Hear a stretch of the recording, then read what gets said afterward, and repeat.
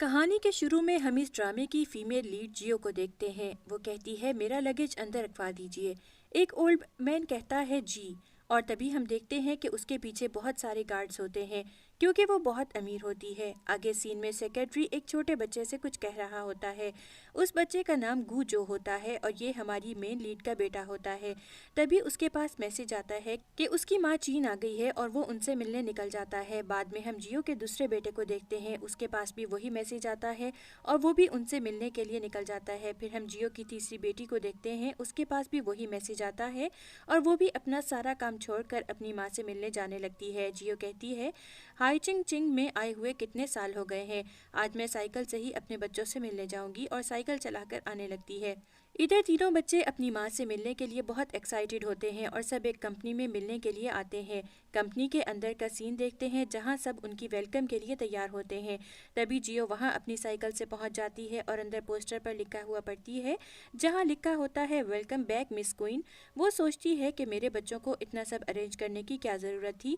फिर एक एम्प्लॉय जियो को साइड हटाते हुए कहती है तुम नई एम्प्लॉय हो ना, सामने से हटो, आज मैडम प्रेसिडेंट आने वाली हैं। वो सोचती है इन लोगों ने मुझे पहचाना नहीं और मेरी डॉटर इन लॉ कब से हो गई। असल में ये कंपनी जियो के बेटे गू जो की होती है। तभी वहाँ एक लेडी कार से आती हैं जिन्हें सब प्रेसिडेंट की बीवी समझ लेते हैं। उन्हें ये गलतफहमी होती है कि प्रेसिडेंट की आज बीवी आने वाली है, जबकि गू जो ने तो ये सब अपनी माँ के वेलकम के लिए किया होता है और कंपनी में किसी ने भी प्रेसिडेंट यानी जियो के बेटे को नहीं देखा होता। सेक्रेटरी चिन उन खातून को प्रेसिडेंट की बीवी समझकर कहती है मैं सेक्रेटरी चिन हूँ, आपका इस कंपनी में वेलकम है। उस खातून का नाम जिन होता है। वो सोचती है मैं तो एक न्यू इंटर्न हूँ, ये मुझे सीईओ की बीवी क्यों बना रही है। मैंने सुना है इस कंपनी के प्रेसिडेंट बहुत मिस्टीरियस हैं और उन्हें कोई नहीं जानता, तो क्यों ना मैं उनकी वाइफ की आइडेंटिटी ले लूं। और उनसे कहती है और आप सेक्रेटरी चिन हैं। चिन जिन को अंदर ले जाने लगती है। ये सब देखकर जियो बोलती है एक मिनट, आप इतनी श्योर कैसे हो सकती हैं कि ये सीईओ की वाइफ हैं। जहाँ तक मैंने सुना है इस कंपनी के सीईओ ने तो कभी शादी नहीं की है। जिन कहती है तुम अभी नई एम्प्लॉय हो तो तुम्हें मिस्टर गू जो के बारे में कैसे पता होगा। जियो सोचती है मैं उन्हें नहीं बता सकती कि मैं सीईओ की माँ हूँ। फिर कहती है मैं मिस्टर गू जो को जानती हूँ। सभी एम्प्लॉय उसका मजाक उड़ाते हुए कहते हैं तुम एक पुअर इंटर्न हो, मिस्टर गू जो को जानती हो, क्या तुम हम सबको बेवकूफ़ समझती हो। एक एम्प्लॉय कहती है इस लेडी को देखो, इनके पास BMW कार है और उनके ड्रेस भी कितने क्लासिक हैं, और तुम्हें क्या लगता है कि ये सीईओ की वाइफ नहीं है। जिन उसका मजाक उड़ाते हुए कहती है ये एक गरीब लड़की है, मैंने सुना था कि ये स्कूल में ही प्रेग्नेंट हो गई थी और इसके 3 बच्चे हैं और ये झूठ भी बोलती है। जिन कहती है तुम एक ग्रेजुएट भी नहीं हो और सिर्फ स्कूल क्वालिफाई इंटर्न होकर तुम सीईओ की वाइफ पर सवाल उठाओगी। और वो सब वहाँ से जाने लगती है। एम्प्लॉय जिन की चापलूसी करते हुए उसको ग्रीन टी ऑफर करती है।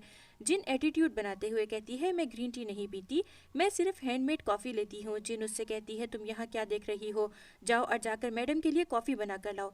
जियो सोचती है इस लेडी के पास कुछ ज़्यादा ही हौसला है और वो कॉफ़ी बनाकर ले आती है, मगर वो जिन को ना देकर खुद ही पीने लगती है। जिन ये देखकर बोलती है तुम मेरे सामने एरोगेंट बन रही हो, और उससे कॉफ़ी लेने लगती है। तभी उसके वाइट ड्रेस पर कॉफ़ी गिर जाती है। जिन ये देखकर तो जियो पर हाथ उठाने लगती है, मगर जियो उसका हाथ पकड़ लेती है और भी कहती है आप कंपनी रूल्स और रेगुलेशंस को तोड़ रही हैं। कंपनी के रूल्स के मुताबिक कोई भी किसी को हिट नहीं कर सकता। जिन तो उस ड्रेस के बारे में सोचती है ये तो मैंने लॉन्ड्री शॉप से लिया था, इस पर तो स्टेन लग गया, अब मुझे इस ड्रेस का मुआवजा देना पड़ेगा। इतने ब्रांडेड कपड़ों की तो कीमत 5 से 6 लाख होगी, मैं इसे कैसे पे कर सकूंगी। एम्प्लॉय जियो से बोलने लगती है तुमने मैडम के ड्रेस को खराब कर दिया, अब तुम्हें इस ड्रेस की कीमत अदा करनी होगी। जियो कहती है मैंने कुछ नहीं किया, अगर तुम लोगों को यकीन नहीं होता है तो तुम सब यहाँ के सर्विलेंस कैमरा को चेक कर सकते हो। जिन तो उस पर भड़कते हुए कहती है तुमने मेरी ड्रेस खराब कर दी और ऊपर से तुम खुद को मासूम जाहिर कर रही हो। जिन कहती है आपको अंदर चलना चाहिए, प्रेसिडेंट हमारा वेट कर रहे होंगे। वो सभी लिफ्ट से ऊपर आते हैं। तभी वहाँ फ्लावर्स की बारिश होने लगती है और गू जो स्टाइल से अपना चश्मा निकालता है। जियो उसे देखकर उसके पास जाती है। गू जो उसे गुलाब देता है। गू जो उन सबको बाहर जाने का कहता है। एम्प्लॉय कहती है ये डेविल चाइल्ड कौन है। दूसरी एम्प्लॉय कहती है ये उसे मम्मी बोल रहा था, मैंने सुना है इसने अपने कॉलेज के वक्त में अपने चाइल्ड को बर्थ दिया था, पता नहीं इसका फादर कौन है। तभी जियो उसे एक थप्पड़ मारती है। एम्प्लॉय उस पर चिल्लाते हुए कहती है तुम्हारी हिम्मत कैसे हुई। वो कहती है तुम्हारी हिम्मत कैसे हुई मेरे बच्चों के बारे में कमेंट करने की। एम्प्लॉय ड्रामा करते हुए कहती है मैडम देखिए ना, आपके सामने इसने मुझे थप्पड़ मारा है, अब सिक्योरिटी से कहकर इसे बाहर निकलवा दें। जिन कहती है मैनेजर को बुलाओ और उन्हें बाहर निकलवा दो। तभी वहाँ मैनेजर आ जाता है। चेन कहती है मैनेजर इन गरीब लोगों को आप बाहर निकाल दें। मैनेजर जियो से कहता है मैडम ये होटल सिर्फ मिस्टर गुजो के लिए है, आपको यहाँ से जाना चाहिए। जियो उन्हें अपना ब्लैक वीआईपी कार्ड दिखाती है। मैनेजर हैरान होकर कहता है ये तो मिस्टर गुजो का एक्सक्लूसिव ब्लैक कार्ड है, ये आपके पास कहाँ से आया। गुजो कहता है बिल्कुल मैंने अपनी क्वीन मॉम को दिया है। जियो सोचती है अभी मुझे गुजो की आइडेंटिटी जाहिर नहीं होनी देनी चाहिए क्योंकि ये अभी बहुत छोटा है और उसकी सिक्योरिटी को खतरा हो सकता है। वो कहती है ये कार्ड ही आप सबको मेरी आइडेंटिटी साबित करने के लिए काफ़ी होगा। मैनेजर कहता है इस कार्ड से वही सलूक किया जाता है जो प्रेसिडेंट गुजो को किया जाता है। जियो कहती है पर ये लेडी कौन है जो खुद को प्रेसिडेंट की वाइफ बता रही है, ये वाकई प्रेसिडेंट की बीवी है या झूठ बोल रही है। मैनेजर सेक्रेटरी से कहता है तुम इनकी आइडेंटिटी को प्रूव करो। वो कहती है नहीं इसकी ज़रूरत नहीं, उन्होंने कहा है कि ये प्रेसिडेंट की वाइफ है। मैनेजर कहता है जेन बराह करम मैडम अपना ब्लैक कार्ड दिखाकर अपनी आइडेंटिटी साबित करे। जेन डरने लगती है कहीं मेरी असल आइडेंटिटी सबको पता न चल जाए और ड्रामा करते हुए बोलती है मैं अपना कार्ड घर भुलाई हूँ। चैन कहती है आप मैडम को आइडेंटिटी साबित करने के लिए कैसे कह सकते हैं। फिर सब एम्प्लॉयज़ भी मैनेजर से सवाल करने लगते हैं। चैन कहती है इसके गरीब कपड़ों से ही पता चल रहा है कि ये एक बेगर है। मैनेजर भी उनकी तरफ देखकर सोचता है हम दोनों तो बस आम लोग लग रहे हैं और गार्ड को जियो और गुजो को निकालने का हुक्म देता है। तभी वहाँ डायरेक्टर आ जाते हैं और कहते हैं ये क्या हो रहा है। मैनेजर कहता है बॉस पता नहीं ये गरीब माँ और बेटा हमारे होटल में आ गए हैं और प्रेसिडेंट की वाइफ से बदतमीजी कर रहे हैं, इसीलिए मैं उन्हें निकाल रहा हूँ। डायरेक्टर उसे एक थप्पड़ लगा देते हैं और उनसे आकर माफ़ी मांगते हैं। जियो कहती है आप मुझे कुछ बताएंगे कि यहाँ ये सब क्या हो रहा है। डायरेक्टर कहते हैं मैं आपको एक तसल्ली बख्श एक्सप्लेनेशन दे सकता हूं और गार्ड से कहते हैं इन्हें उठाकर बाहर फेंक दो। गार्ड्स उन्हें बाहर ले जाते हैं। डायरेक्टर उनसे माफ़ी मांगते हैं। गुजो कहता है मेरी मम्मी के सरप्राइज़ का क्या हुआ। डायरेक्टर कहता है उसका इंतज़ाम हो गया है, मैं अभी लाता हूँ और जाकर केक ले आते हैं। सब बच्चे भी आ गए होते हैं। गुजो कहता है मम्मी आज आपका बर्थडे है। गूगो उसे एक तोहफा देता है। तियान भी जियो को फेरी टेल का हेड ब्रेसलेट देते हुए कहती है आपको आपका बेटा जल्द मिल जाएगा और उसे पहना देती है। जियो पास्ट के सीन को सोचती है जहां वो नर्स से कहती है मैंने सुना था मेरे 4 बच्चे हैं लेकिन यहाँ तो 3 ही हैं। डॉक्टर कहती है आपको कोई मिसअंडरस्टैंडिंग हुई होगी। वो कहती है नहीं डॉक्टर, प्रेजेंट टाइम में सब बच्चे कहते हैं मम्मी आप अपनी विश कीजिए। जियो विश करती है और दुआ करती है कि मेरा 4th चाइल्ड जल्दी से मुझे मिल जाए। वो सब खुशी खुशी उछलते हैं, केक पर मोमबत्ती बुझाते हैं और बहुत खुश होते हैं। सीन चेंज होता है और हमें एक गाड़ी दिखाई जाती है जिसमें से एक खूबसूरत शख्स बाहर निकलते हैं। ये हमारे ड्रामे का मरकजी किरदार है जिसका नाम फू है। यहाँ गुजो कहता है मम्मी आप सब चलिए, मैं अभी कुछ काम करके आता हूँ। जियो कहती है ठीक है लेकिन जल्दी आना। वो हाँ में जवाब देता है। फू जब अंदर आता है तो जियो को देखकर पास्ट का एक सीन याद आने लगता है जहाँ हम देखते हैं कि जियो और फो एक दूसरे के साथ रोमांटिक नाइट गुजार रहे होते हैं। मौजूदा वक्त में फो कहता है ये खुशबू वैसी ही क्यों महसूस हो रही है। गुजो उससे पूछता है आप मेरी मम्मी को ऐसे क्यों घूर रहे थे, क्या आप उनसे प्यार करने लग गए हैं। दोनों की हरकत एक जैसी होती हैं। सेक्रेटरी कहता है मिस्टर फू ये छोटा बच्चा कौन है और गुजो से उसका नाम पूछता है। वो कहता है मेरा नाम गुजो है और मैं गू ग्रुप का प्रेसिडेंट हूँ और आपका प्रोजेक्ट पार्टनर भी। बाद में वो सब साथ बैठे होते हैं। गुजो उन्हें प्रोजेक्ट का कॉन्ट्रैक्ट देता है। फू उसे देखने लगता है। गुजो उसे देखकर सोचता है ये खूबसूरत है और मेरी मम्मी के लिए वैल्यूएबल रहेगा, मैं इसे अपने डैड के लिए चूज कर सकता हूँ। वो फू से पूछता है आपको मेरी मम्मी कैसी लगी। फू कहता है अच्छी थी। गुजो कहता है तो फिर मैं आपका और मम्मी का ब्लाइंड डेट अरेंज करवा देता हूँ। फू कहता है मैं कॉन्ट्रैक्ट के बारे में बात कर रहा था। गुजो कहता है तो अब आप क्या सोच रहे हैं। फू कहता है आपकी मेहरबानी के लिए शुक्रिया लेकिन मैं अभी ब्लाइंड डेट में जाने में इंटरेस्ट नहीं रखता, मुझे आपके साथ कॉन्ट्रैक्ट करके अच्छा लगा। वो हाथ मिलाते हैं।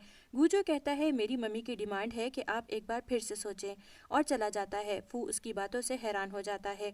गुजो अपनी गाड़ी में होता है। सेक्रेटरी बताता है मैंने फू का DNA सैंपल ले लिया है। गुजो कहता है आपको उन्हें टेस्ट के लिए भेजना होगा, मुझे लगता है कि फू ही मेरे मिसिंग फादर हैं और आप इस बारे में मम्मी को मत बताइएगा। सेक्रेटरी हाँ में जवाब देता है। उधर सेक्रेटरी फू से कहता है, मिस्टर फू, गूजो भी आप ही की तरह लग रहा था, कहीं वो आपका बच्चा तो नहीं है? फू कहता है, तुम 5 साल पहले की उस रात वाली लेडी को तलाश करो और देखो कहीं वो गूजो की मम्मी तो नहीं। सीन चेंज होता है और हमें पार्टी का सीन दिखाया जाता है जहाँ जिन और तमाम कंपनी के मुलाजमीन मौजूद होते हैं। एक एम्प्लॉय कहता है, ये हाई चिंग चिंग का सबसे महंगा प्राइवेट स्कूल है, यहाँ सिर्फ क्लासिक और अमीर लोग आते हैं। मैंने सुना है कि गुगू नाम का एक स्टूडेंट इसी स्कूल में पढ़ता है और इस स्कूल के 3 स्टूडेंट्स अमीर लोगों में शामिल हैं जिसकी नेटवर्थ करोड़ों में है और यहाँ की ट्यूशन फीस भी लाखों में होती है। मुलाजिम कहता है, मैडम आपके भी बच्चे होंगे तो आप भी उन्हें इसी स्कूल में भेजेंगी। तभी एक एम्प्लॉय कहती है, यंग मास्टर अभी तक क्यों नहीं आए? जिन बहाना बनाते हुए कहते हैं वो बीमार है इसलिए वो इस पार्टी में नहीं आ पाएंगे। सभी एम्प्लॉयज़ कहते हैं हमें उन 3 अमीर स्टूडेंट से मिलना चाहिए और सीधी जाने लगते हैं। तभी जेन जियाओ को देखकर कहती है, तुम इस जगह पर क्या कर रही हो? वो कहती है, इस स्कूल में मेरे बच्चे पढ़ते हैं इसलिए मैं इस पार्टी में आई हूँ, पर तुम लोग यहाँ क्या कर रहे हो? सब एम्प्लॉयज़ कहते हैं, ये हाईचिन चेंग का सबसे महंगा स्कूल है, क्या तुम्हारी हैसियत है यहाँ पर अपने बच्चों को पढ़ाने की? जियाओ कहती है, तुम सभी को अभी भी लगता है कि ये प्रेसिडेंट की वाइफ है जो तुम सब अभी से उसके पीछे पीछे यहाँ तक चले आए हो। चलो तुम लोग बताओ, अगर ऐसा है तो इतने इम्पोर्टेंट डे पर प्रेसिडेंट जिन के साथ क्यों नहीं आए? वो कहती है, प्रेसिडेंट को काम रहता है इसलिए वो मैडम के साथ नहीं आ पाए। गूगू कहता है, मिस्टर गूजो की कोई बीवी नहीं है और मिस्टर गू तुम्हारे सामने है। चैन कहती है, ओह तो तुम खुद को गू बता रहे हो? वो कहता है, हाँ मैं ही गूजो हूँ। ये सुनकर तो सभी उस पर हंसने लगते हैं। गुगू कहता है, मेरा भाई ही गूजो है। जेन कहती है, तो तुम प्रूव करो कि यही मिस्टर गूजू है। गूजू कहता है, मुझे प्रूव करने की कोई ज़रूरत नहीं है। तीनों एम्प्लॉयज़ मिलकर कहते हैं, इन तीनों छोटे बच्चों को हमें निकाल देना चाहिए और वो तीनों बच्चों को ले जाने लगते हैं। वो सभी वहाँ से नहीं जा रहे होते हैं। तभी चैन गुगू को अपने पास खींच लेती है और जियाओ से कहती है, तुम मैडम से नीचे झुककर माफ़ी मांगोगी तभी मैं उसे छोड़ूंगी। गुगू कहता है, मैं अपनी ब्यूटीफुल मॉम को नीचे नहीं झुकने दूंगा और वो चैन को धक्का देकर भाग जाता है। चैन तो पागल हो जाती है और उस पर गुस्सा करने लगती है। तभी स्कूल की डायरेक्टर वहां आ जाती हैं और कहती हैं, यहाँ क्या हो रहा है? एम्प्लॉयज़ कहते हैं, ये तीनों बच्चे स्कूल से ताल्लुक नहीं रखते, आप इन्हें स्कूल से निकाल दीजिए। डायरेक्टर क्यों कहती है, ये तीनों बच्चे स्कूल के बेहतरीन स्टूडेंट हैं। जिन तो बात को बदलते हुए कहती है, हम तो बस इनके साथ खेल रहे थे, ये तीनों बच्चे बहुत क्यूट हैं।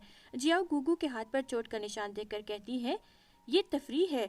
गुगू तो और ड्रामा करके रोने लगता है और कहता है, इन लोगों ने मुझे धमकाया। जियाओ तो सामने आकर उन सब की एक एक करके धुलाई कर देती है। सभी बच्चे ये देखकर बहुत खुश होते हैं।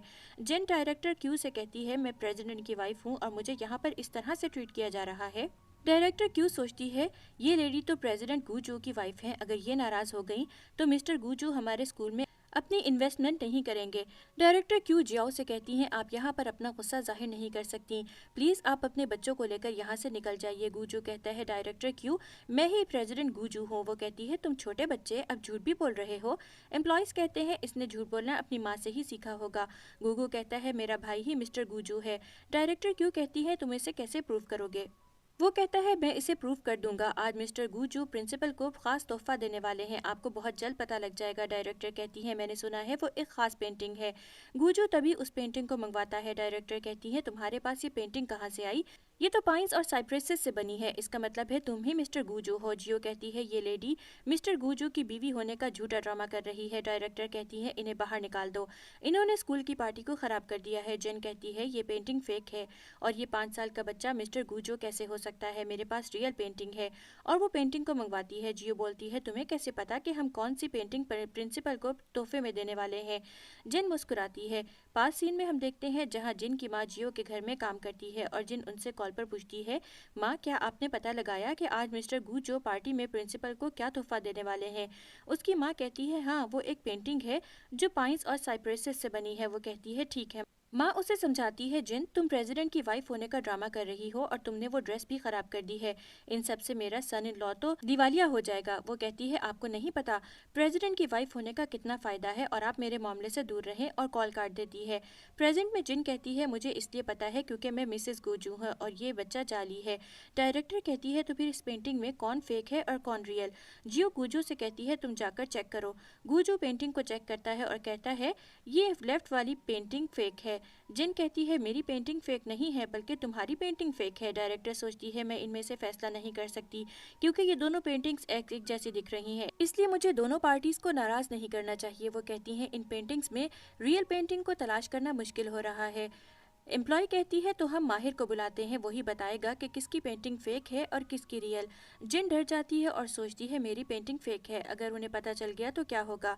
तभी वहाँ एक शख्स आकर कहता है मैं पेंटिंग एक्सपर्ट हूँ और मैं इनमें से बता सकता हूँ कि कौन सी पेंटिंग रियल है। डायरेक्टर कहती है ठीक है आप चेक कर सकते हैं। वो शख्स जियो की पेंटिंग को चेक करके कहता है ये क्लियर है कि ये पेंटिंग रियल है। वो तीनों ये सुनकर हैरान हो जाती हैं और कहती हैं ये पेंटिंग रियल कैसे हो सकती है, जरूर आपको मिसअंडरस्टैंडिंग हुई है। वो कहता है मैंने ट्रायर अप्रेजल के बारे में 20 साल लर्न किया है और मैंने इस जैसा फेमस प्रोडक्ट कभी नहीं देखा है। एम्प्लॉय कहती है आपका मतलब है कि प्रेसिडेंट की वाइफ की फेक पेंटिंग है। वो सोचते हैं प्रेसिडेंट की वाइफ है, हो सकता है मुझे इस पेंटिंग को देखने में कोई गलती हो गई हो, और उनसे कहते हैं सॉरी मुझे नहीं पता था आप प्रेसिडेंट की वाइफ हैं, या हो सकता है मुझसे कोई गलती हो गई हो और आपकी पेंटिंग फेक नहीं हो। गुगू कहता है क्या आप मास्टर जाई से नहीं डरते, उन्होंने आपको डिसिप्लिन नहीं सिखाया। वो कहता है तुम मेरे मास्टर को कैसे जानते हो। गुगू कहता है क्योंकि मैं ही मास्टर जाई हूँ। वो शख्स उस पर यकीन ही नहीं करता। तभी वहाँ ओल्ड मास्टर आ जाते हैं। वो शख्स कहता है मास्टर जाई आप यहाँ। मास्टर उसे एक थप्पड़ लगाते हैं और कहते हैं मैंने तो सुना था मास्टर जाई अपनी पेंटिंग को यहाँ लाने वाले हैं, इसलिए मैं यहाँ पेंटिंग को एक नजर देखने आ गया, पर मुझे नहीं पता था कि तुम मेरे रेपुटेशन को यहाँ रुइन कर रहे हो। डायरेक्टर क्यों कहती है हमें इस पेंटिंग को तलाश करने में मुश्किल हो रही है, क्या आप हमें बता सकते हैं कि कौन सी पेंटिंग रियल है। ओल्ड मास्टर कहते हैं बिल्कुल, मास्टर जाई एक खास पेन का इस्तेमाल करते हैं, इसलिए उनकी पेंटिंग सबसे मुख्तलिफ होती है। ये मेरा एजाज होगा कि मैं आपकी मदद करूं। और वो जिन की पेंटिंग को चेक करने लगते हैं। जियो कहती है ओल्ड मास्टर कौन सी पेंटिंग रियल और फेक है। ओल्ड मास्टर कहते हैं ये पेंटिंग फेक है। जेन कहती है पर अभी तो उन्होंने कहा ये रियल है। वो शख्स कहता है मेरे मास्टर सही कह रहे हैं, मैं मिस्टर गुजू की वाइफ को ऑफेंड करने से डरता था, इसलिए मैंने ऐसा कहा था। सभी एम्प्लॉय कहते हैं ये नहीं हो सकता, प्रेसिडेंट की वाइफ की पेंटिंग कैसे फेक हो सकती है। आप अपने मास्टर जाई को बुलाइए, वही फाइंड करेंगे। ओल्ड मास्टर अपने मास्टर जाई को कॉल करते हैं तो वो कॉल गुगू के पास आता है। ये देखकर ओल्ड मास्टर उसके पास जाकर नील डाउन होकर गुगू को ग्रीट करते हैं और खुश होकर कहते हैं आप ही मास्टर जाई हैं, मैं आपसे कितने दिन से मिलना चाहता था। तभी एम्प्लॉय कहते हैं आप ओल्ड हो गए हैं इसलिए आपको पहचानने में वक्त लग रहा है। गुगू कहता है तुम सब तो एक बड़ी ब्रेनलेस वुमेन हो। ये सुनकर सब हंसने लगते हैं। ओल्ड मास्टर गुगू से कहते हैं आप कभी हमारे यहाँ आइएगा, मुझको आपसे पेंटिंग बनाने में हेल्प चाहिए होगी। वो कहता है ठीक है। चैन कहती है तुम लिटिल चाइल्ड कैसे जाई हो सकते हो। ओल्ड मास्टर कहते हैं तुम लोग ब्लाइंड हो गए हो, ये क्लियर हो गया है कि जिन की पेंटिंग फेक है। जिन तो डर जाती है और झूठा इल्जाम लगाते हुए कहती है जरूर तुम लोगों ने मेरी पेंटिंग के बॉक्स को एक्सचेंज कर लिया होगा, मैंने ये पेंटिंग 100 मिलियन में बाय की है, ये फेक कैसे हो सकती है, तुम मेरी पेंटिंग वापस करो। चन कहती है तुम लोगों की इतनी हिम्मत, और वो जाकर पेंटिंग को छीनने लगती है। वो सभी पेंटिंग के लिए लड़ने लगते हैं। तभी चैन तो पेंटिंग को फाड़ देती है। वो सभी उसका मजा लेने लगते हैं। गुगू कहता है तुमने मेरी स्पेशल पेंटिंग को बर्बाद कर दिया। लिटिल तियान कहती है आपको इस पेंटिंग के लिए पे करना होगा। चैन कहती है इसका कौन पे करेगा, इससे तुमने ही ब्रोक किया है। गुगो जियो से कहने लगता है इन्होंने मेरे स्पेशल गिफ्ट को खराब कर दिया है। वो कहती है कोई बात नहीं, मम्मी इस पेंटिंग को फिर से बना देंगी। चैन कहती है ये मिस्टर जाई की पेंटिंग है जो मिलियंस की है, तुम इसे कैसे पेंट कर सकते हो। जियो कहती है तुम सब मेरे साथ चलो। जियो बहुत स्टाइल से अंदर आकर उस पेंटिंग को बनाने लगती है। तियान तो देखकर हैरान रह जाती है। जियो पेंटिंग को बिल्कुल पहले जैसा ड्रॉ कर देती है। सभी बच्चे खुश हो जाते हैं। जियो लाकर उस पेंटिंग को रख देती है। गुगू कहता है डिसिप्लिन जी आप आकर इस पेंटिंग को चेक करें। गुगू कहता है डिसिप्लिन जी आप इस पेंटिंग को आकर शनाख्त कर दें। बूढ़ा आदमी उसे देखकर शॉक्ड हो जाता है और कहता है ये तो बिल्कुल वैसा ही है जैसा पिछली पेंटिंग थी, ये काम तो बाई जी का है और मैंने उनका काम कभी नहीं देखा था। जिन घबराए हुए कहती है हो सकता है मैंने फेक पेंटिंग खरीद ली हो, और कहती है मैं इससे भी ज्यादा महंगा तोहफा अभी मंगवाती हूँ। अपनी माँ जो हाउस कीपर होती है उनके पास कॉल करती है और कहती है जो मरमेड का नेकलेस है तुम उसे जल्दी भिजवाओ। उसकी माँ कहती है वो नेकलेस तो यून लेडी के जरिए डिजाइन किया गया है। वो कहती है मैं जानती हूँ ये बहुत प्रेशियस है पर मुझे प्रिंसिपल को ये गिफ्ट में देना है, तुम जल्दी भेजो, और कॉल काट देती है। मुराजमा कहती है मरमेड नेकलेस तो फेमस ज्वेलरी डिजाइनर तियान ने डिजाइन किया है। गुगू कहता है मरमेड नेकलेस तो सिस्टर तुमने डिजाइन किया है? वो हाँ कहती है। तभी वो नेकलेस आ जाता है। चेन उस नेकलेस को खोलती है। मुलाजमा कहती है इसके एक एक मोती को गहरे समंदर से निकाला गया है और इनकी कीमत मिलियंस में है। अब तुम्हें यकीन हुआ? ये मिस्टर गुगू की वाइफ हैं। तियान आकर कहती है ये मरमर नेकलेस की पर्ल फेक है। डायरेक्टर क्यों कहती है तियान तुम ऐसा कैसे कह सकती हो? वो कहती है क्योंकि ये मैंने डिज़ाइन किया है। अगर आपको यकीन नहीं होता तो मैं अभी आपको प्रूफ कर देती हूँ। और कॉल करके कहती है आप जल्दी हाईचेंचिंग इंटरनेशनल किंडरगार्टन में आइए। जियांग वहाँ आकर अपना सर्टिफिकेट दिखाते हैं और तियान से कहते हैं मुझे आने में थोड़ी देर हो गई। और वो असली पर्ल नेकलेस निकाल कर दिखाते हैं। तियान कहती है ये मैंने डिज़ाइन किया है और इस यूथ टेस्ट का सर्टिफिकेट है। जियो कहती है अब साबित हो चुका है कि तुम्हारा नेकलेस फेक है। ये देखकर मुलाजमा सारा इल्ज़ाम जिन पर लगाने लगती है और कहती है हमारी इसमें कोई गलती नहीं, इसने ही फेक नेकलेस लाया है। तभी वहाँ फूफी आकर कहती है यहाँ क्या हो रहा है? जियो उसे देखकर कहती है फूफी तुम? वो कहती है सिस्टर बहुत वक्त हो गया है आपको देखे हुए, आप तो प्रेग्नेंट होने के बाद गायब ही हो गई थी। जियो फूफी के बच्चे देखकर सोचती है ये बिल्कुल गुगू और बाकी बच्चों की तरह ही दिख रहा है। जिन जिन भी सोचता है ये मम्मी कितनी नरम मिजाज लग रही है, ये मेरी मम्मी की तरह क्रूअल बिल्कुल नहीं है। गुगू कहता है तुम भी तो अपने अकेले बच्चे के साथ आई हो। फूफी बोलती है तुम नॉनसेंस बच्चे, तुम्हें पता है मैं फू की फ्यूचर वाइफ हूँ। और जियो के कहती है इसने तो पता नहीं किस वाइल्ड मैन के साथ रात गुजारी है और इन सभी डेवल बच्चों को बर्थ दिया है। जियो पास सीन को याद करती है जहाँ वो कुछ लोगों से भागकर एक कमरे में आ जाती है और उसे फूफी ने ही ड्रग दिया होता है। जियो एक शख्स से टकराकर बेड पर गिर जाती है और उसे अपने इमोशंस पर काबू नहीं रहता और वो उस शख्स के साथ नाइट स्पेंड कर लेती है। प्रेजेंट में चेन कहती है हमें इसकी आइडेंटिटी का पता ही नहीं था कि ये मर्दों को सेड्यूस भी करती है। गुजू कहता है तुम सब मेरी माँ को तंग नहीं कर सकते और वो मिस्टर फू को कॉल करके कहता है क्या आप इंटरनेशनल किंडरगार्टन आ सकते हैं? फूफी ये सुनकर हैरान रह जाती है और गुजू का फ़ोन नीचे गिर जाता है। सभी बच्चे उसे छेड़ने लगते हैं। फिर वहाँ मिस्टर फू भी आ जाते हैं। उसे देखकर फूफी सोचती है इसके सामने मुझे कुछ मुहज़्ज़ब एटीट्यूड करना होगा। मिस्टर फू आते हैं तो फूफी कहती है मिस्टर फू ये छोटा बच्चा खुद को मिस्टर गुजू बता रहा है जबकि ये लेडी मिस्टर गुजू की वाइफ है। जिन फू को देखकर सोचती है ये तो सबसे अमीर आदमी है और उसके सामने अदाकारी करते हुए कहती है मिस्टर फू मैं प्रेसिडेंट गुजू की वाइफ हूँ लेकिन ये बच्चा खुद को प्रेसिडेंट गुजू बता रहा है। जियो फू को देखकर सोचती है ये शख्स इतना जाना पहचाना क्यों लग रहा है? फू कहता है ये बच्चा ही मिस्टर गुजू है। गुजू कहता है मिस्टर फू ने भी प्रूव कर दिया है। जिन बेचारी फिस जाती है और सोचती है सब कुछ रिवील हो गया। एम्प्लॉय चैन गिरगिट की तरह अपना रंग बदलते हुए कहती है सॉरी मुझे नहीं मालूम था कि आप भी मिस्टर गुजू हैं। दूसरी एम्प्लॉय जिन के बाल पकड़कर लड़ने लगती है। जिन फूफी से माफी मांगती है लेकिन फूफी उसे दूर हटा देती है और फू से कहती है मेरा इस मामले से कोई ताल्लुक नहीं है। जियो उसे देख कर के सोचती है इसकी अदाकारी की महारत काफ़ी अच्छी है। मिस्टर फू उसे मुस्कुराते हुए देखकर कहती हैं आप मेरे ख़राब ज़ौक़ पर मुस्कुरा रही हैं लेकिन मैं इस औरत के साथ मोहब्बत में नहीं हूँ और ये मेरी बीवी नहीं है। जिन फूफी से कहता है तुम भी झूठी हो और अमीर आदमी की बीवी होने का ड्रामा कर रही थी। फूफी उसे एक थप्पड़ मारती है और कहती है तुम्हें पता है मैं गू खानदान की बेटी हूँ, तुमने मुझे छूने की हिम्मत कैसे की?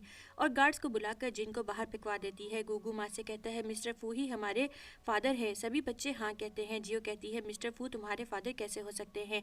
सेक्रेटरी उसे डीएनए रिपोर्ट आकर देता है। गुजू कहता है डीएनए रिपोर्ट आ गई है। जियो उसे देखने वाली होती है कि फूफी जानबूझकर उसे फाड़ देती है और फू के सामने ड्रामा करती हुई कहती है आप इस औरत को जानते भी नहीं, फिर ये बच्चा आपका कैसे हो सकता है? गुजू कहता है इस लेडी ने डीएनए रिपोर्ट को जाया कर दिया। सभी बच्चे बोलने लगते हैं ये झूठी औरत है, ये मिस्टर फू की वाइफ नहीं है। जियो सोचने लगती है क्या 6 साल पहले वाला शख्स मिस्टर फू ही है?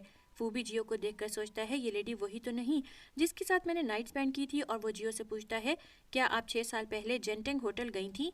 जियो उस होटल का नाम सुनकर प्रूव कर लेती है कि मिस्टर फू ही वो शख्स है जिनके साथ मैंने रात गुजारी थी। वो कुछ कहने वाली होती है कि फूफी बीच में बोलती है फू 6 साल पहले मैं तुम्हारे साथ में थी और जेंजन को धक्का देते हुए कहती है तो ये तुम्हारा ही बेटा है। और जियो पास्ट के सीन को सोचती है जहाँ जियो अपने बच्चे को बर्थ दे रही होती है। तभी फूफी के पास कॉल आता है और एक शख्स उसे बताता है कि आपकी बहन के बच्चे का वालिद सबसे अमीर शख्स मिस्टर फू है। फूफी तो ये सुनकर शॉक्ड हो जाती है। तभी डॉक्टर जियो के बेटे को लाती है और वो लोग उसके बेटे को लेकर चले जाते हैं। प्रेजेंट में फूफी सोचती है कि तुम्हें कभी पता नहीं चलेगा कि तुम्हारे बच्चे का फादर फू है और जेंजन तुम्हारा ही बेटा है। तभी डैड वहाँ आ जाते हैं। सब बच्चे उन्हें देखकर खुश हो जाते हैं। जियो उनसे कहती है फादर आप यहाँ? वो कहते हैं मुझे अभी पता चला कि तुम किंडरगार्टन में आई हो इसलिए मैं मिलने चला आया। छोटी तियान कहती है ग्रैंडपा हमें ये 4 औरतें आंटी बुली कर रही हैं। तभी फूफी डैड से कहती है मैं आपकी असल बेटी हूँ। डैड उसे एक थप्पड़ मारते हैं और कहते हैं मुझे किडनैपिंग केस के बारे में सब कुछ पता चल गया है, तुम मुझे और बेवकूफ़ नहीं बना सकती।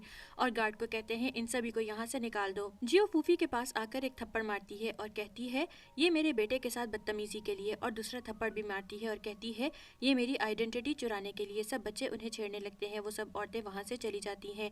डैड फू से पूछते हैं ये तुम्हारा बेटा है? वो हाँ कहते हैं। जन अपनी मम्मी की तरफ से सॉरी करता है। डैड कहते हैं इसमें तुम्हारी कोई गलती नहीं। फू वहाँ से जाने लगता है, सब बच्चे उसे रोक लेते हैं और कहते हैं आप अपनी वाइफ और बेटे को अकेला छोड़कर कहाँ जा रहे हैं? जियो उन्हें गुस्सा करते हुए कहती है मैंने कितनी बार कहा है ये तुम लोगों के डैड नहीं है, चलो यहाँ से, और उन्हें लेकर चली जाती है। फू उसे बस देखता रह जाता है। सीन शिफ्ट होता है, सभी कार में बैठे होते हैं। गुजू कहता है मम्मी आपने हमें क्यों रोका, मिस्टर फू ही हमारे डैड हैं। डैड कहते हैं तुम क्यों सोचते हो फू ही तुम्हारे डैड हैं? गुजू उन्हें डीएनए रिपोर्ट दिखाता है और कहता है ये मैंने बैकअप के लिए रखा था। डैड वो रिपोर्ट देखकर कहते हैं जियो फू ही इन बच्चों के डैड हैं। वो कहती है हाँ लेकिन ये सब वन नाइट स्टैंड पर हुआ था, इसलिए फू उसे कभी एक्सेप्ट नहीं कर सकता है। सब बच्चे कहने लगते हैं फू ही हमारे डैड हैं, वो हमें एक्सेप्ट कर लेंगे। फू और फूफी घर आते हैं। ग्रैंड माँ कहती है ये हमारी फैमिली का ग्रैंड सन है। फू कहते हैं हाँ माँ मैंने इसका डीएनए टेस्ट करा लिया है। ग्रैंड माँ तो खुश हो जाती हैं और जन को बहुत प्यार करने लगती हैं। सीन शिफ्ट होता है, सभी बच्चे फू के हाउस आए होते हैं। गुगू कहता है हमारा फोर्थ ब्रदर जिन है, वो हमारे तरह ही दिखता है, हम उसे यहाँ नहीं छोड़ सकते। गुजू कहता है हमें उसे रेस्क्यू करना होगा। फूफी जिन को एक रूम में लाती है और उसे नील डाउन होने का कहती है और उसे छड़ी से हाथ पर मारने लगती है। जिन उसे रोते हुए कहता है मम्मी मुझे हर्ट मत करो, मैं आपकी शादी कराने में हेल्प करूंगा, पर फूफी उसे नीचे गिराकर बुरी तरह मारने लगती है। ये सब बच्चे बाहर से देख रहे होते हैं और फूफी को विच कहते हैं। तियान कहती है ये बद औरत हमारे भाई को मार डालेगी, हमें उसे बचाना होगा। गुगू एक पत्थर उठाकर फेंक देता है। फूफी उन्हें देख लेती है। तभी अंकल अंदर आकर कहते हैं क्या हुआ? फूफी बहाना बनाकर कहती है कुछ नहीं, बस जिन नीचे गिर गया था। अंकल उसके हाथ को देखकर कहते हैं ये कैसे हुआ? फूफी उससे पीछे करके गुस्से में कहती है ये बच्चे ने हम पर पत्थर फेंककर भाग गए हैं। तभी सब बच्चे वहाँ आ जाते हैं और कहते हैं ये आंटी हमारे भाई को हर्ट कर रही थी, हमने अपनी आंखों से देखा है। अंकल उस पर गुस्से में कहते हैं तुमने मास्टर को हिट क्यों किया? फूफी इमोशनल ड्रामा करते हुए कहती है मैंने इसे 10 माह अपने पेट में रखा है, मैं इसकी बायोलॉजिकल मदर हूँ, मैं जिन को कैसे नुकसान पहुँचा सकती हूँ? ये सब बच्चे झूठ बोल रहे हैं। फूफी सोचती है इन गरीब बच्चों को नहीं पता कि मैंने उन्हें पहले ही अपने काबू में कर लिया है। फूफी अंकल से कहती है आप इन्हें बाहर निकाल कर फेंक दें। ये अंकल फूफी से मिले हुए होते हैं, इसलिए वो सब बच्चों को बाहर निकलने का कहते हैं। जिन कहता है मम्मी इन्हें मत तंग करो। फूफी जिन को धक्का दे देती है। ये देखकर तियान उसकी मदद करने लगती है। फूफी उसे रोकने लगती है तो तियान उसके हाथ पर काट लेती है। फूफी उस पर गुस्से में हाथ उठाने वाली होती है, तभी वहाँ जियो आ जाती है। गुजू उसे कहता है मम्मी ये बुरी आंटी जिन को नील डाउन करके मार रही थी। तियान कहता है ये बैड आंट हमारी भाई को मारने वाली थी। जियो सोचती है फूफी अपने बेटे के साथ ऐसा कैसे कर सकती है। जियो अंकल से कहती है आप इन्हें बाहर फेंक दें, ये बगैर इजाजत के हमारे घर में घुसकर ये ड्रामा कर रहे हैं। तभी वहाँ फूफी आ जाती है और साथ में मदर भी होती है। फूफी मदर को देखकर कहती है मदर इन लॉ ये सब बगैर इजाजत के हमारे घर में घुस आए हैं और इन बच्चों ने गिलास भी तोड़ दिया है।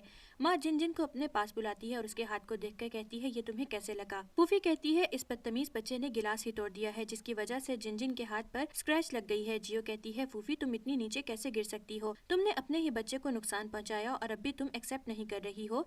तियान जिन से कहती है तुम सबको सच बता दो, ग्रैंडपा और ग्रैंड माँ तुम्हारा साथ देंगे। फूफी जिन से पूछती है तुम्हारे साथ ये किसने किया? वो बता देता है कि मम्मी ने मुझे स्टिक से मारा और इन सब ने विंडो तोड़कर बचाया। जियो फूफी से कहती है तुम इतनी घटिया हरकत कैसे कर सकती हो, ये बस 5 साल का बच्चा है, तुम इसे इतनी बुरी तरह से कैसे हर्ट कर सकती हो? ग्रैंड माँ कहती है फूफी तुम मुझे समझाओ।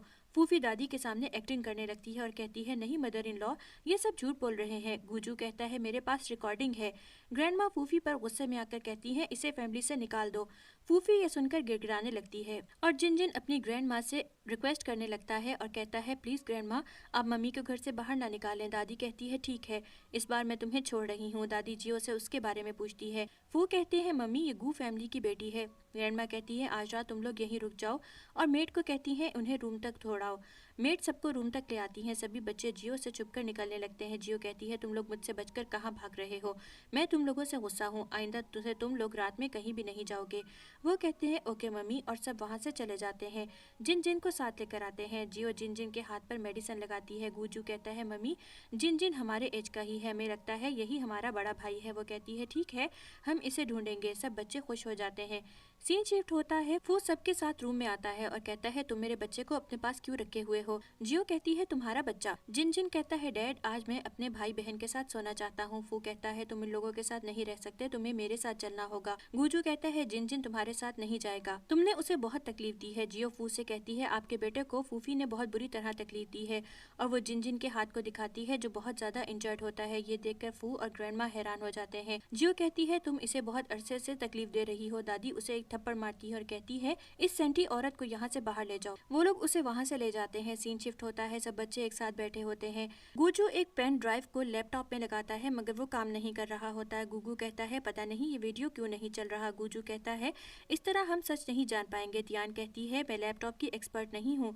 तब जिन जिन हाथ उठाकर कहता है मैं उसे ठीक कर सकता हूँ और वो जाकर लैपटॉप को ठीक कर देता है। इस वीडियो से उन्हें वाजे हो जाता है कि जियो और फू ने एक साथ रात गुजारी थी। वो कहते हैं इसका मतलब है कि वो बदजबान औरत झूठ बोल रही थी कि उसने डैड के साथ रात गुजारी थी। गुगू कहता है इसका मतलब है वो बदजबान तुम्हारी मम्मी नहीं हो सकती। गुजू जिन जिन का हेयर सैंपल ले लेता है और कहता है मैं उसे डीएनए टेस्ट के लिए भेजूंगा ताकि हमें पता चल जाए कि जिन जिन हमारा भाई है या नहीं। सीन शिफ्ट होता है, तियान और जिन जिन खेल रहे होते हैं। तभी वहाँ फूफी छुप कर आती है। तियान उसे देखकर कहती है बदजबान औरत तुम यहाँ क्या कर रही हो। फूफी कहती है मैं जिन जिन की मम्मी हूँ तो मैं उसे देखने आई हूँ। तियान कहती है तुम जिन जिन की मम्मी नहीं हो, हमने पहले ही तलाश कर लिया है, तुमने कभी डैडी के साथ रात स्पेंड नहीं की। जिन जिन कहता है हमने डीएनए टेस्ट कराने के लिए भेजा है, हम जल्दी ही मालूम कर लेंगे। फूफी कहती है बगैर प्रूफ के तुम लोग कुछ नहीं कर सकते। जिन जिन कहता है हमारे पास एविडेंस है और उसको वीडियो प्ले करके दिखाने लगता है। फूफी सोचती है कि इस वीडियो से सब कुछ एक्सपोज हो सकता है, मुझे इनसे ये वीडियो लेना होगा। फूफी कहती है मगर तुम सब वीडियो नहीं दिखा पाओगे। जिन जिन तियान को लेकर भागने लगता है। तभी फूफी तियान को पकड़कर उसे नीचे फेंकने की धमकी देती है और जिन जिन से कहती है मुझे वो फोन दो। जिन जिन ये देखकर घबरा जाता है, बोलता है पहले आप प्रॉमिस करो, फोन देने के बाद आप तियान को छोड़ दो। जिन जिन उसके पास फोन ले जाने लगता है। फूफी फोन लेने के लिए तियान को नीचे रख देती है। तभी तियान भागकर जिन जिन के पास आ जाती है। जिन जिन बोलता है तुम यहाँ से भागकर ब्यूटीफुल मम्मी के पास जाओ और उन्हें यहाँ बुला कर लाओ। तियान वहाँ से चली जाती है। ये सुनकर फूफी पूरी तरह गुस्से से पागल हो जाती है और वो जिन जिन से फोन ले लेती है। जिन जिन उसे हाथ पर काट लेता है। फूफी उसे बहुत जोर से धकेल देती है जिससे जिन जिन दीवार से टकरा जाता है और उसके हेड से बहुत ज्यादा खून बहने लगता है। तभी वहाँ तियान और सब आ जाते हैं।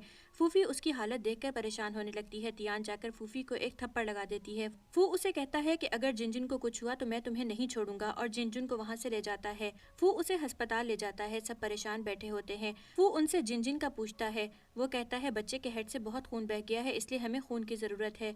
फू खून के लिए बैठा होता है। डॉक्टर बोलते हैं इस टाइप का खून हमारे हॉस्पिटल में नहीं है, आपको बच्चे की माँ को बुलाना होगा। मम्मी वहाँ फूफी को पकड़वा कर ले आती है और डॉक्टर से कहती है इसका खून आप निकाल लीजिए। फूफी तो फंस जाती है और सोचती है अगर ऐसा हुआ तो सब कुछ एक्सपोज हो जाएगा और कहती है मैं खून नहीं दूंगी।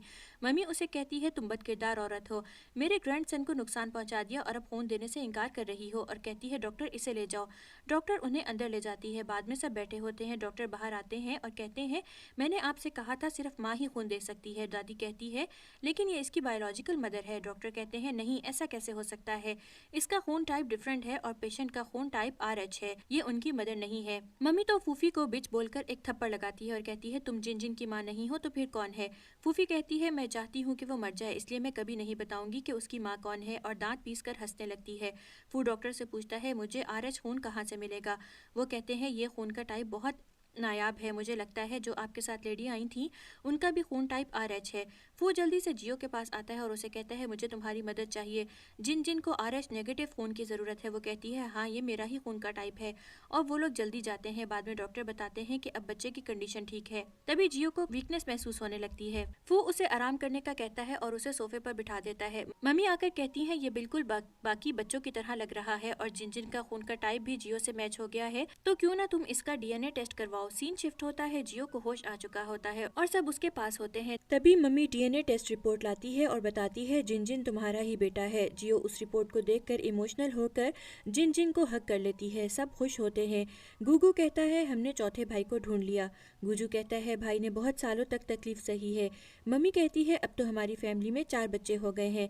मम्मी फू को इशारा करती है। फू जियो से कहता है मेरी जिंदगी में इन 6 सालों में कोई औरत नहीं आई है और अभी मैंने अचानक ये मालूम किया है कि मेरे 4 बेबीज हैं। क्या तुम मुझे एक चांस दोगी? सभी बच्चे जोर जोर से जियो से हाँ कहने के लिए कहते हैं। मम्मी कहती हैं, जियो तुम्हें हमारी फैमिली में कोई मसला नहीं होगा। सीन शिफ्ट होता है और हम शादी का सीन देखते हैं जहाँ जियो एक खूबसूरत गाउन में होती है और पीछे चारों बच्चे होते हैं। फू और जियो दोनों एक दूसरे को रिंग पहनाते हैं, सभी तालियां बजाते हैं और वो दोनों एक प्यारा सा किस करते हैं। सभी बच्चे बहुत खुश होते हैं और इसी के साथ हमारे इस ड्रामे की हैप्पी एंडिंग हो जाती है।